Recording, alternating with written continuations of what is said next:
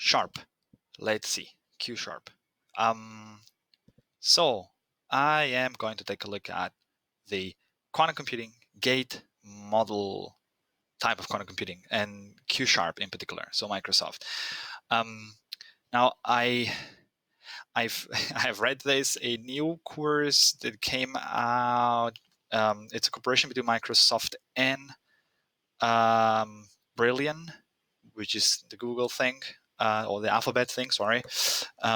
Brilliant and quantum computing course. But I have to say, this is something we're not going to do because I can't share that content because the terms and conditions, it is basically a paid thing as well. So it's promising. It says like 16 to 24 hours. I'm not so sure how much you want to learn there. I've gone through the first 2 free courses or free classes or modules or however that's called, and it starts off with pretty basic stuff. But yeah, I'm just not gonna cover that because I know that I can't just put it up, upload it to YouTube. Copyrights, I guess. Whereas this thing here is, well, free and open. So sure, I'm not gonna, claim any of that stuff. As in being mine, it's all content that's out there by Microsoft and IBM and all these other companies. I'm just trying to learn. I am trying to learn. So for that, I've done a bit of setup before we dive into this. So I basically downloaded Visual Studio, and I'm on a Windows machine, so it's easy. And I've also sort of installed the Q Sharp plugin or extension, and yeah. So, but I haven't really gone through that in here. Now we're going to start with I'm going to start with the quantum computing concepts, and so I've done all this, validating the installation as well, and it has worked so far good. But disclaimer: I'm not a Visual Studio power user or anything, so I might be doing a lot of stupid stuff in this video. Now, quantum computing concepts, and so okay, so I see quantum computing concepts, vectors, advanced matrices, the qubit, multiple qubits. I might be skipping some of those things or just going a bit quick on that because I mean, I know some of those things. But check it out, like really check it out if you don't know anything about it. I'm sure that this is pretty much the standard stuff that you find in IBM, in the IBM Q experience, and everywhere. If you just Google for basics of quantum computing, that's probably what you're gonna see. But let's double check, okay? Let's double check, and then let's see what can we play with. So quantum computing concepts. Let's get into that. A hostile new kind of emerged within the last few years, and quantum computing is currently the greatest paradigm shift on the part of developers, and that's true. And that's really why I'm doing all that stuff. I'm trying to learn that. I'm trying to learn quantum computing from from a developer's eyes. See what can be done with that, and what's the shift of what's really the potential of that technology. Quantum computers were proposed in the 1980s, blah, blah, blah. We'll skip that stuff. So it's nice. And to understand quantum mechanics is hard to simulate. So perhaps the simplest is to see that quantum theory can be interpreted as saying that matter at a quantum level is simultaneously a host of different possible configurations, known as states, at the same time. Unlike classical probability theory, these many configurations of the quantum state, which can be potentially observed, may interfere with each other. The interference prevents the use of statistical sampling to obtain the quantum state configurations. Rather, we have to track every possible configuration a quantum system could be in if we want to understand the quantum evolution. Consider a system of electrons where electrons can be in any of, say, 40 states, 40 positions. The electrons, therefore, may be in 2 to the power of 40 configurations, since each position can either have or not have an electron. To store the quantum state of the electrons in a conventional computer would require 130 gigabytes of memory. This is substantial, but within the reach of some computers. If we allowed particles to be in any of 41 positions, then we're up to 260 gigas already. So the growth is exponential, and that's the reason why it's difficult to simulate a quantum computer. I get that's the gist out of all that stuff. The observation. There's a question: can we turn this difficulty? This observation led those with an early vision of quantum computing to ask a simple yet powerful question: can we turn this difficulty into an opportunity? So yeah, basically that. Could we simulate systems? To store information in quantum states of matter and to use quantum gate operations to compute on that information by harnessing and learning to program quantum interference. An early example of programming interference to solve a problem thought to be hard was done by Shor in 1994 for a problem known as factoring. Solving factoring brings with the ability to break many of our public key crypto systems underlying the security of e-commerce today. Yeah, designing a quantum program. So this is one of the, I think by far one of the most famous algorithms, quantum computing algorithms, where basically I haven't really gone through the details of the algorithm, and I will definitely do that. But the idea is using quantum algorithm. We are able to find the factors of a really big number, which would just be impossible with a classical computer. But as I said, what I'm trying to learn is not just the specifics of those algorithms, but rather, don't want to make an analogy of an algorithm and then try to build knowledge from that, but to say what are the first principles that this algorithm is exploiting, and what else can we do with that? The key to empower a growing community with tools to unlock the quantum revolution for their tasks, problems, and solutions. Q# was designed to address the challenges of quantum information processing. It is integrated in software stack, blah, blah, blah. Good. Next is vectors and matrices. Some familiar with vectors and matrices is essential to understand quantum computing. I as you'll see, that gets a little bit mathematically. It's not that complex, or it's not that complicated, really. It's just the basics of vectors and matrices. You don't really need to understand all that stuff, but based on what I've been doing already, it seems to me it's difficult to at least not dive into the surface of the mathematical representation behind quantum computing, because really here's where math seems to play a good role in describing something that is fairly complex to just describe by words or graphically.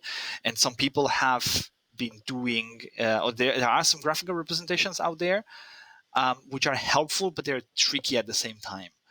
I'm a visual guy, so I definitely like visual representations of systems, but here it really gets tricky. It really touches the limits of what you can represent graphically, and we'll see that hopefully. I see that they cover. Do they cover the block sphere somewhere here?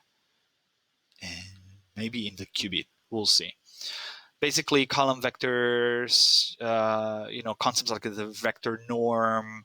Even if you're not familiar with the names, you should just go through those things. I've done that already. What's the inner product, the tensor product of a matrix, and exactly matrix multiplication and tensor products. This is just nothing new in that sense, and you really don't. It's maths. I mean, you can probably figure it out. Yeah, and here's actually pretty nicely described, I have to admit, because here I have the tensor product, and okay, so it's just M11 times this entire second matrix, and that's that first part of the matrix. It's just it helps to understand those basics. It really helps. I was just skipping over that always when I was reading through about quantum computing, and then at some point I realized I really needed to understand what was going on underneath. Yeah, but it's just the basics. Good. Advanced matrix concepts. Eigenvalues and eigenvectors. Is that all needed? Let me think. Matrix exponentials. I'm going to skip that for now. I don't think we need to go through that. And let's get to the qubit. Representing a qubit. I'm just going to measuring a qubit, visualizing qubits. So that they're going to, okay, so that's a block sphere.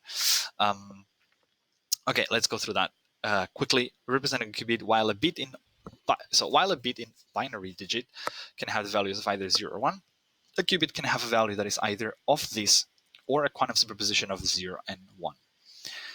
The state of a single qubit can be described by a two-dimensional column vector of unit form, norm, that is, the magnitude square of its entries must sum to 1. this vector called the quantum state vector holds all the information needed to describe the 1-qubit quantum system. That is important.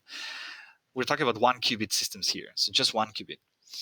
Just a single qubit holds all of the information needed to describe the state of a binary variable. Yeah, so here that's kind of the constraint. Alpha and beta, their norm squared and added should be 1. So you have some valid examples.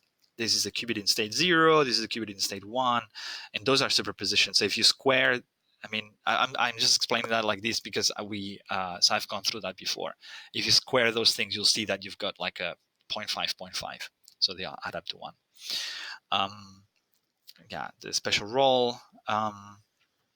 These two vectors form a basis for the vector space that describes the qubit state. This means that any quantum state vector that can be written as a sum of these basis vectors, specifically the vector xy, can be written as x times this plus y times this, while any rotation would serve as a perfectly valid basis for the qubit.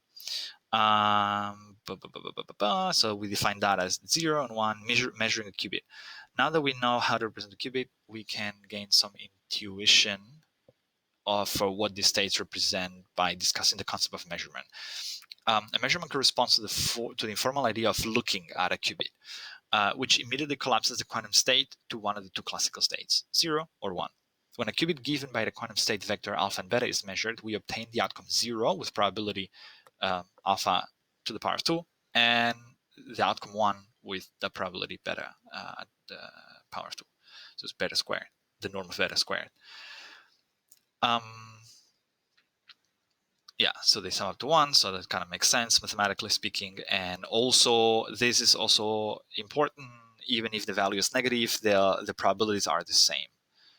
And that's, so you see, and that's one of the things that I think is really important to then later further build intuition, because this means basically that if you get a negative coefficient somehow in a state, you're not touching the probabilities, but you're encoding some extra information, right? It is a -1, so this is something you can differentiate from a +1. So there's a bit of extra information you can encode there, and that's really when it gets tricky in terms of thinking, what can you do with a qubit? How much information can you have in there, and how can you process that information? Those are the questions that I, at the end of the day, want to answer. Information is that it does not necessarily damage all quantum state vectors. If we start with a qubit in state 0, which corresponds, measuring this state will always yield to 0. Good. In a sense, if we only have classical bits, the measurement does not damage the system. Visualizing qubits and transformations using the Bloch sphere. Qubits may also be pictured in 3D using the Bloch sphere representation. The Bloch sphere gives a way of describing a single qubit quantum state as a three-dimensional real-valued vector. This is important because it allows us to visualize single. Maybe I just jumped over it too quickly, but I also know that the coefficients here can also be complex in the sense, in the mathematical sense, so imaginary numbers, which makes that tricky, because then you've got this representation here where it's all about real-valued vectors.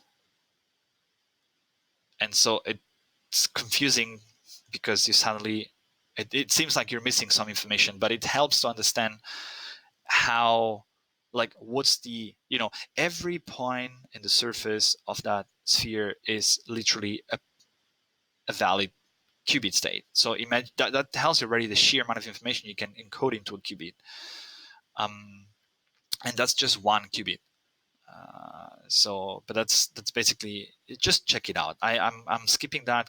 I mean, I'm always, it's interesting to see how other people explain those things. Sometimes you find out things you didn't think about, or you just didn't take a look at them from that perspective, and that helps out. But so far, yeah. So you basically have 0 is pointing up and 1 is pointing down, and then in that x, so in the equator of this of the sphere, you've got the 50-50 superpositions, right? So 50% chance of 1, 50% chance of 0. Which kind of state vector is pointing at it? Okay. Single qubit operations. Quantum computers process data by applying a universal set of quantum gates that can emulate any rotation of the quantum state vector. This notion of universality is akin to the notion of universality for traditional classical computing. The value transformations that are allowed to perform on a qubit are unitary transformations and measurements. That's a bunch of stuff that it doesn't feel necessary, right? I mean, it doesn't feel really necessary to know all that to start working with quantum systems, but maybe it's important if you want to design a certain type of algorithm, that because you can exploit some of those mathematical properties of how the states work and are described. Q-sharp reflects this by providing methods to automatically compile gate sequences to their adjoint, which saves the programmer from having to encode adjoints in many cases. Okay. So the adjoint, in this sense, the adjoint being the operation that's the inverse of what you're doing. So H is the Hadamard operation. So prepares the proposition is adjacent. Okay, auto-generate the adjoint of the operation Hadamard. Which happens to be Hadamard as well. But although this is a trivial example, because it's a self-adjoint, you can see how this becomes invaluable for more complicated qubit operations. What else is in there? There are only 4 functions that map one bit to one bit on a classical computer. But therefore, no finite set of called gates can exactly replicate the infinite set of unitary transformations. Unlike classical computer, it's impossible for a quantum computer to implement every possible quantum program exactly using a finite number of gates. These quantum computers cannot be universal in the same sense of classical computers. That's interesting.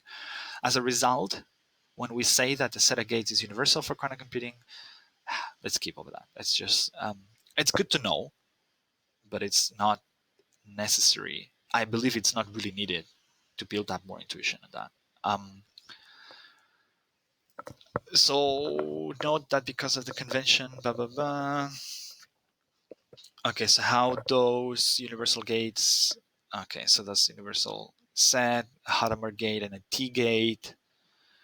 Again, those are transformations you apply to qubits, right? So I feel because I know I have a basic understanding. So for me, it's easy to just go and scroll through those things. But if someone doesn't have, then it's a bit trickier to understand that. However, for practical reasons related to quantum error correction, it can be more convenient to consider a larger gate set. Not needed, not needed, not needed to know. I don't need to know that. I don't need to know that. I don't need to know that. While the previous considered most probably primitive gates, we need to consider less basic operations. I don't need that. I don't need that. Simplest such primitive is a single qubit rotation. 3 single qubit rotations are typically considered X, Y, and Z. If really you haven't done some basic stuff before, that's a hard one to digest. Especially because the gates are not introduced in a smooth and nice way, where it's like, oh, and this is gate, and this gate does this to the qubit state, and the IBM Q experience guys do a much better job